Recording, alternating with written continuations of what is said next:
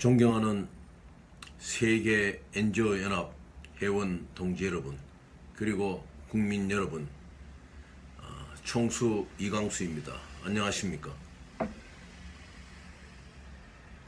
10월도 어느덧 중반을 넘어서고 또 며칠 있으면은 32년 전 민주화의 함성이 가득 찼던 부마 항쟁을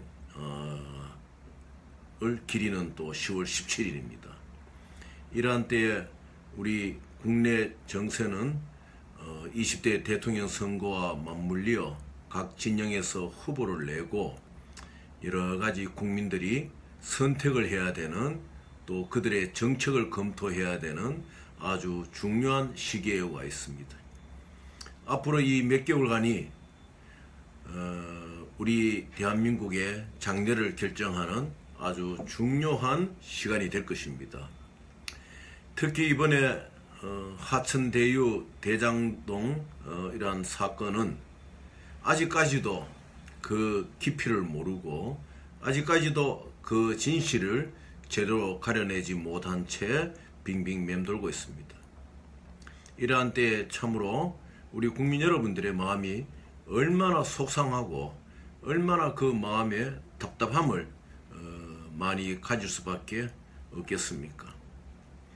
저희 NGO에서는 이러한 국가적인 가장 중요한 정책인 주택 공급을 10%에 할 수 있는 정책에 대하여 개발하고 또 이렇게 한번 회원 동지 여러분, 또 우리 국민 여러분에게 한번 발길 기회를 갖고자 합니다. 이 토지란 것은 공개념 제도에 입각하지 아니하고서는 만연하고 있는 토지 투기 세력을 발본색은 할 수가 없습니다. 정부는 토지 정책, 주택 정책을 실시함에 앞서서 공개념 제도라는 확고한 뿌리를 가지고 이 위에서 움직여야 됩니다. 토지 공개념 제도의 근간 위에서 또한 건설되어지고 있는 여러 가지 주택, 아파트들에 대한 개발 이익 환수, 또한 건설 이익 환수에 대해서 이 자체도 이 공개념의 기본적인 원칙 하에서 국민 여러분들에게 돌아갈 수 있는 정책 개발과 관리 감독이 가장 중요한 것입니다. 흔한 예로 성남시에서 대장동 사건이 벌어졌다. 그러면 성남시의 지방청 감독기관인 경기도는 거기에 대해서 책임을 지고 그 문제에 대해서 지휘 감독하고 감사를 할 수 있는 역할을 가지고 있습니다. 그러므로 성남시의 문제가 경기도 도정의 문제가 아니라고 발뺌을 하는 것은 잘못된 것입니다. 그렇다면 깊게 나아가서 대한민국의 최고 통치권을 가진 대통령이 한 강력 도시의 문제가 내 문제가 아니고 내 정책의 연장선이 아니라고, 또 내 감독 관할 기구가 아니라고 이렇게 항변한다면은 과연 이 나라의 국채의 질서는 어떻게 유지될 수가 있겠습니까? 저는 오늘 여기에서 어떤 정책 위반자나 통치권의 절대 권력자나 이러한 부분을 이야기하는 것이 아니고, 어떻게 하면은 이 주택 공급 문제를 우리 국민들의 피부에 와닿게 하고 이 정부가 책임을 지고 할 수 있는가 하는 것을 한번 정책을 말하고자 하는 것입니다. 단적으로 말해서 주택 공급 10% 정책은 할 수 있는 것입니다. 앞전에 말씀드렸듯이 토지 공개념에 대한 확고한 정부 입안의 정신이 있다면은 이 주택 공급 10% 정책은 얼마든지 할 수가 있는 것입니다.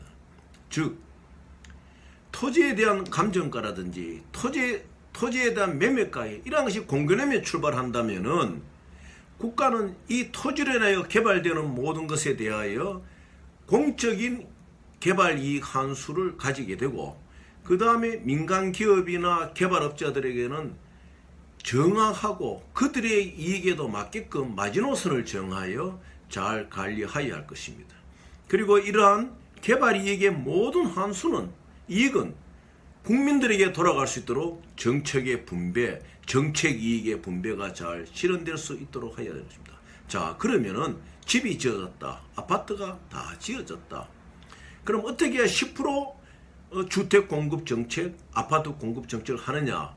이것은 바로 얼마 전에도 우리나라 정치인들이 말했듯이 90%에 대하여 정부가 대출을 보장해 줘야 됩니다. 그리고 그 다음에 실질적인 생애 최초의 구입자들은 10% 주택 가격의 10%를 가지고 매입할 수 있도록 정부는 정책을 밀어 주어야 됩니다. 자, 그러면은 90% 대출에 대해서 그 이자는 어떻게 보존하느냐? 거기에 대해서 바로 우리 정부가 복지 개념의 정책에서 나와야 됩니다. 그것은 국가가 가지고 있는 이익을, 국가가 가지고 있는 금융적인 정책의 목표를 정확히 세워서 이 90% 대출분에 대한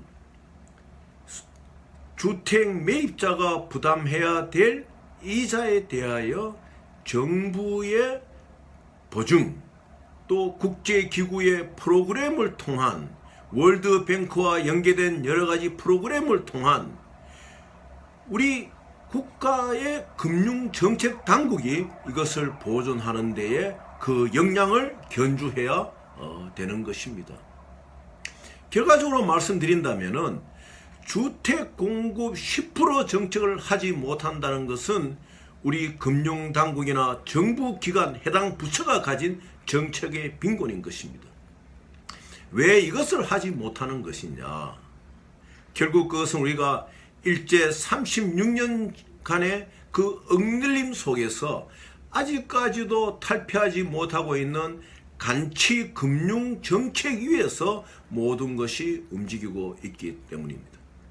토지 공개념 제도, 또 주택에 대한 90% 대출 정책, 여기에는 반드시 간치 금융을 벗어난 정책을 입안해야만이 최초의 소비자가 부담해야 될 이자에 대하여 정부가 어떻게 하면 보존해야 되는 정책이 나올 수가 있는 것입니다. 이러한 주택 정책, 이러한 부동산 정책은 정부에만 맡겨서가 되는 것이 아닙니다.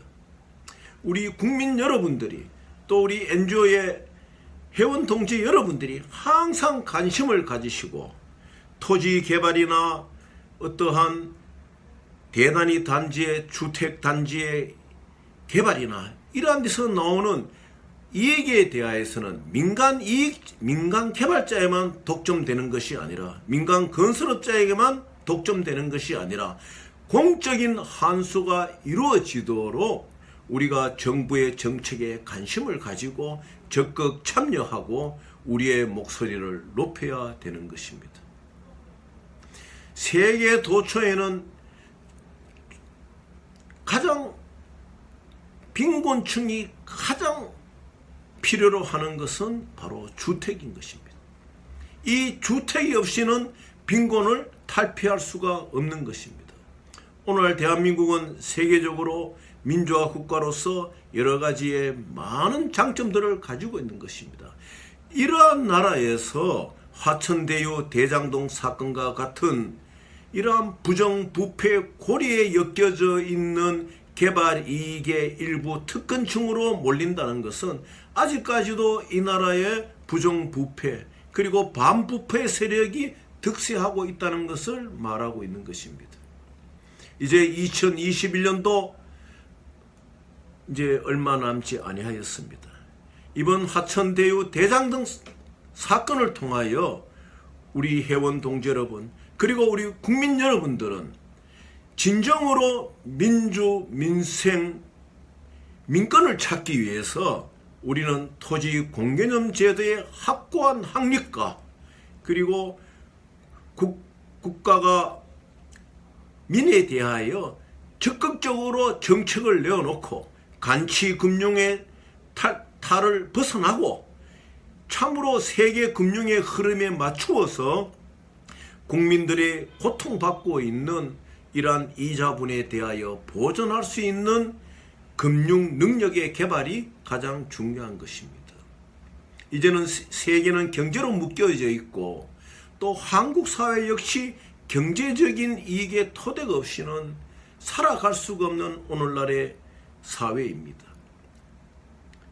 정부 당국에만 이러한 문제를 맡겨놓을 것이 아니고 우리 세계 NGO 연합도 주택 공급 10% 정책에 대하여 정책을 개발하고 국민들에게 보여주고 또한 세미나를 통하여 국민들에게 할 수 있다는 의지를 불태워 줌으로 말미암아 내 집 마련이 영원한 어느 나라에 어느 특권층의 면을 보는 그러한 것이 아니라 우리도 할 수 있다는 확신을 갖고 나아갈 수 있는 그러한 희망을 가지고 살아갈 수 있도록 우리 세계 NGO 연합은 앞으로 활동 방향을 잘 잡아 나가야 될 것입니다.